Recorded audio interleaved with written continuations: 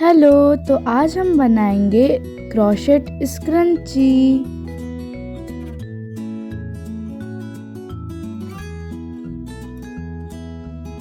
चलो बनाते हैं। उसके लिए हमें चाहिए एक यार्न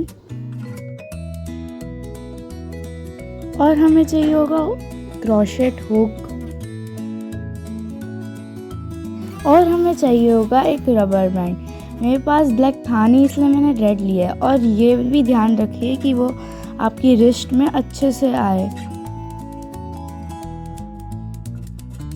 अब हमें बनानी है स्लिप नॉट। तो स्लिप नॉट बनाने के लिए पहले क्रॉस में यार्न को करिए और पीछे ऐसे दो होने चाहिए। फिर हुक को डालिए और फर्स्ट वाले यार्न को खींच लीजिए।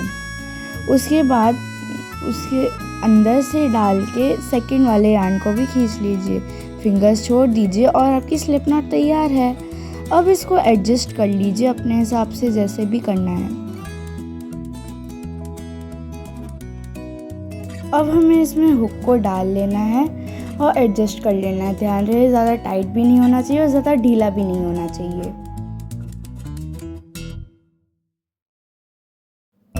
अब अपने हाथ से उसको पकड़ लेना है। मैं इस तरह से करती हूँ, आप जिस तरह से भी यार्न को पकड़ते हैं उस तरह से पकड़ लीजिए।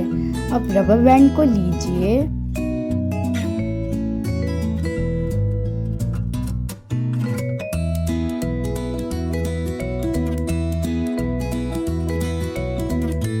हमें रबर बैंड के अंदर से यार्न को डालना है और निकाल लेना है। देखिए अब हमारे पास दो लूप्स हैं।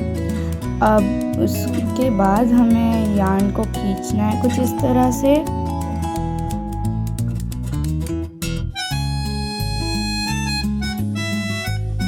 और अब हमें चेन बनानी है सिर्फ 2-3 की। अगर आपका यार्न मोटा हो तो 2 की बनाना, वरना 3 की बना लेना। पता नहीं क्यों मेरा यार्न ब्राइट दिख रहा है, इस वजह से आपको अच्छे से दिख नहीं रहा होगा, लेकिन हाँ मैंने चेन बनाई है। अब यार्न को लीजिए और अंदर डालिए और फिर वापस खींचिए। देखिए अब हमारे पास 3 लूप्स हो गए।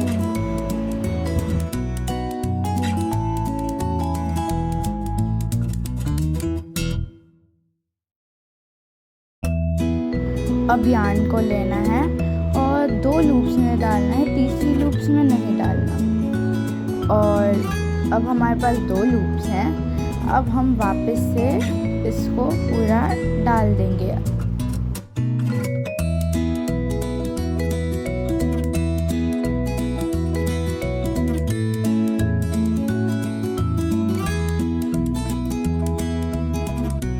अब इसी प्रोसेस को रिपीट करिए।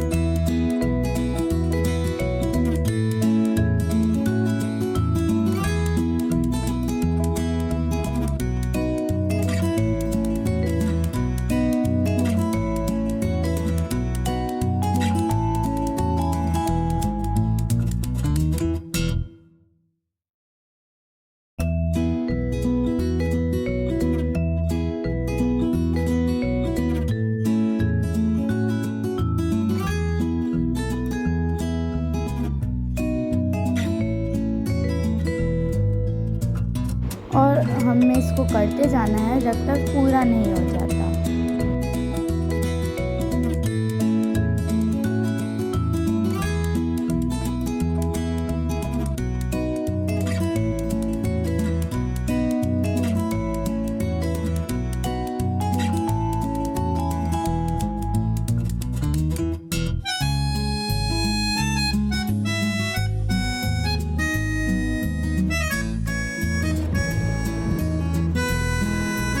अब देखिए हमारा पूरा हो चुका है, तो हमें इसको खींचना है। अब इस तरफ डालना है ताकि थोड़ा रफ टेक्सचर है, जो कि हर स्क्रंची में होता है। इस तरह से खींचिए जब तक वो रफ टेक्सचर नहीं आ जाता स्क्रंची का।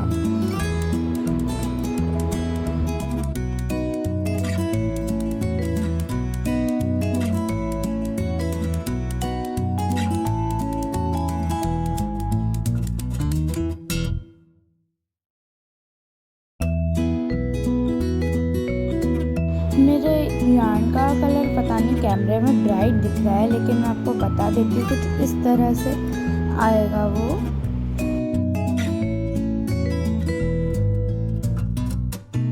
देखिए मेरा पूरा हो चुका है, तो मैं इसको वापस से रफ टेक्सचर ला रही हूँ।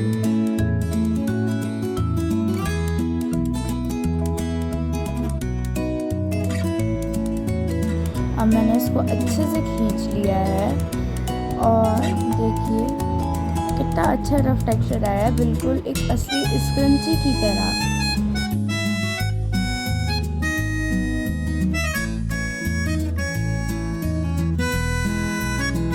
अब इसको अच्छे से देख लीजिए ये कैसा आ रहा है।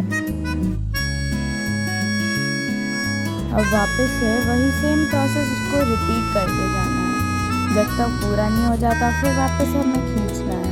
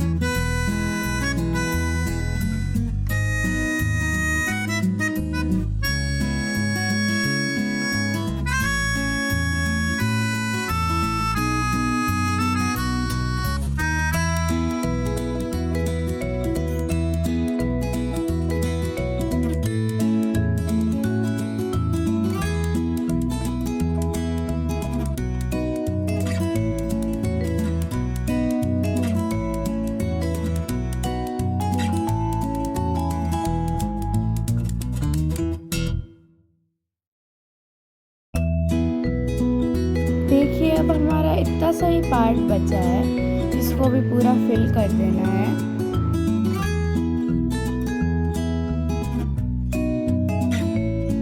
यहाँ पे ध्यान देना, यहाँ पे हमें उसी जगह से डालना है यहाँ पे पहले से हमने क्रोशेट किया हुआ था। अब इधर ध्यान दीजिए, हमें वहाँ से ही इसको डालना है जहाँ से हमने पहले से ही क्रोशेट किया हुआ है। अब ये एक्स्ट्रा पार्ट को काट देना है। देखिए हमारा स्क्रंची बनके तैयार है।